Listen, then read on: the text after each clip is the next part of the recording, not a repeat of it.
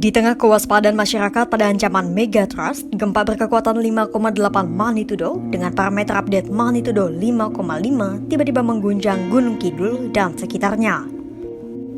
Gempa berlangsung selama beberapa detik pada Senin 26 Agustus 2024 sekitar pukul 8 malam waktu Indonesia Barat. Sekitar 20 menit kemudian, BMKG mencatat ada 2 aktivitas gempa bumi susulan walau magnitudonya tak sebesar gempa awal.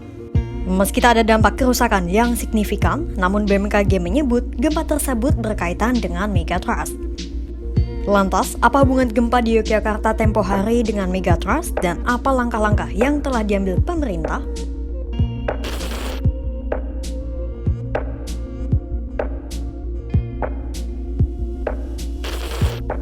Pertama, mari kita memahami lebih rinci pusat gempa di Yogyakarta Senin lalu.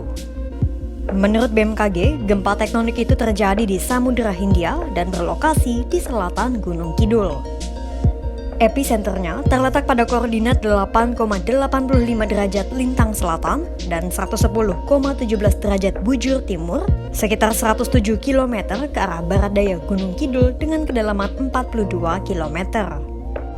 Dilihat dari lokasi epicenter dan hiposenternya, Kepala Pusat Gempa Bumi dan Tsunami BMKG, Daryono, mengungkapkan bahwa gempa dangkal itu berkaitan dengan megatrust. Ada sejumlah wilayah di Yogyakarta yang merasakan gempa dengan skala intensitas 3-4 MMI alias gempa bisa dirasakan oleh banyak orang di dalam ruang pada siang hari. Wilayah itu terdiri atas Sleman, Yogyakarta, Kulon Progo, dan Bantul. Sementara di wilayah Jawa Timur hingga Jawa Tengah dan sekitarnya merasakan intensitas 2-3 MMI alias ketika orang di dalam rumah gempa terasa seperti truk yang berlalu. BMKG pun mengimbau masyarakat untuk tetap tenang dan tidak terpengaruh oleh isu yang belum pasti benar. Masyarakat juga diminta untuk menghindari bangunan yang retak dan memeriksa kekuatan tempat tinggal apakah tahan gempa atau tidak. Dari 16 zona megatrust yang mengepung Indonesia, 4 diantaranya memang mengepung Pulau Jawa. 4 zona megatrust tersebut adalah Megatrust Bali, Megatrust Jawa Tengah Jawa Timur, Megatrust Selat Sunda Banten, dan Megatrust Jawa Barat. Guru Besar Bidang Geodesi Gempa Bumi ITB, Irwan Milano, kemudian mengungkapkan Selat Sunda dan Mentawai Siberut menjadi wilayah yang perlu diwaspadai. Pasalnya, gempa di kedua segmen megatrust tersebut bisa dikatakan tinggal menunggu waktu, lantaran sudah ratusan tahun 2 wilayah itu belum terjadi gempa besar. Pertanyaan selanjutnya, langkah apa yang telah diambil BMKG dan pemerintah terkait ancaman nyata gempa megatrust di Indonesia?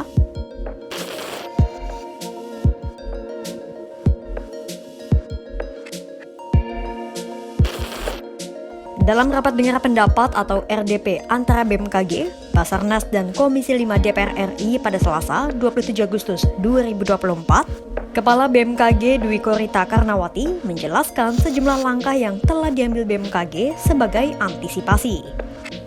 Salah satunya adalah dengan menambah alat dan sistem sensor pendeteksi gempa dan tsunami. Dwi Korita menyampaikan bahwa sejak tahun 2019 hingga saat ini, BMKG telah menambah alat sensor pendeteksi gempa di seluruh Indonesia. Dari yang mulanya hanya 176 sensor, kini sudah ada sekitar 530 sensor yang terpasang. BMKG juga telah menambah 39 seismograf di sepanjang Selat Sunda, 20 akselerograf atau alat perekam guncangan tanah, dan 22 automatic water level atau alat pendeteksi kondisi pasang surut air. BMKG juga telah melakukan sekolah lapang gempa bumi dan tsunami di 7 lokasi.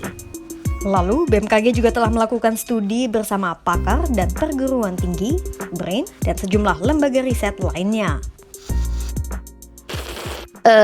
Untuk megatrust tadi sudah kami sampaikan, dan khusus megatrust di seluruh Indonesia ini, kami sebelum tahun 2019, sensor-sensor gempa hanya berjumlah 176. Tapi dalam rangka merapatkan sensor tadi, terutama dalam menghadapi megatrust, kami tambah menjadi 500 sensor, Bapak, sejak tahun 2019. Ini sedang, saat ini angkanya sudah 530-an sensor. terutama antara lain untuk menghadapi megatrust tersebut. Jadi memang berdirinya Indonesian Tsunami Early Warning System itu ya karena gara-gara gempa dan tsunami megatrust yang terjadi di Banda Aceh. Jadi megatrust itu skenario terburuk. Terburuk, a'udzubillahi min dzalik, semoga tidak terjadi, tapi terburuk itu seperti Banda Aceh. Tapi semoga itu tidak terjadi. Mohon doanya, insya Allah kalau kita siap, insya Allah tidak terjadi, tapi dikala tidak siap itu biasanya terjadi. Mohon maaf, demikian Pak Hamka.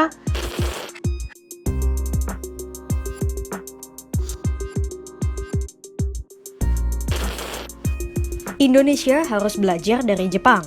Sebagai negara yang berulang kali dihantam gempa, Jepang memiliki kewaspadaan dan kesiapan yang baik terhadap gempa. Mulai dari kesiapan pemerintahnya hingga edukasi dan literasi soal gempa yang baik di kalangan masyarakat. Megatrust pun juga jadi bulan-bulanan bagi Jepang.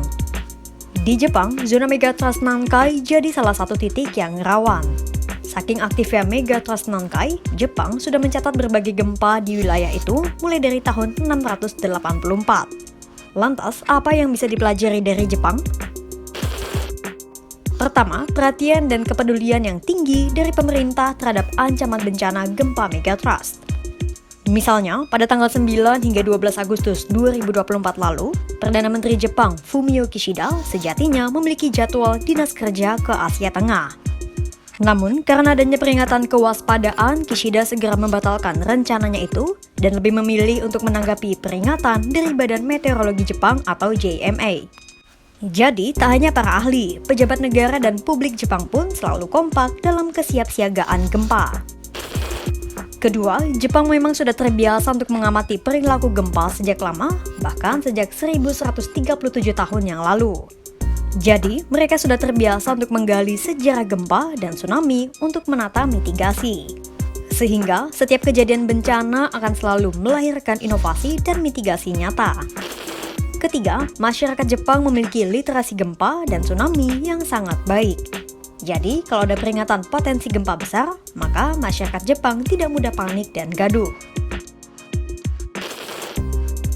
Isu potensi gempa megatrust menjadi ancaman nyata bagi Indonesia. Namun, dibanding terbawa kepanikan dan situasi gaduh, lebih tepat bagi kita untuk lebih meningkatkan literasi dan mitigasi gempa, serta selalu mencari informasi yang kredibel dari pihak-pihak terkait seperti BMKG. Itu tadi seputar hubungan gempa di Gunung Kidul dengan megatrust, serta langkah-langkah yang telah dan harus dilakukan oleh pemerintah, ahli, dan masyarakat.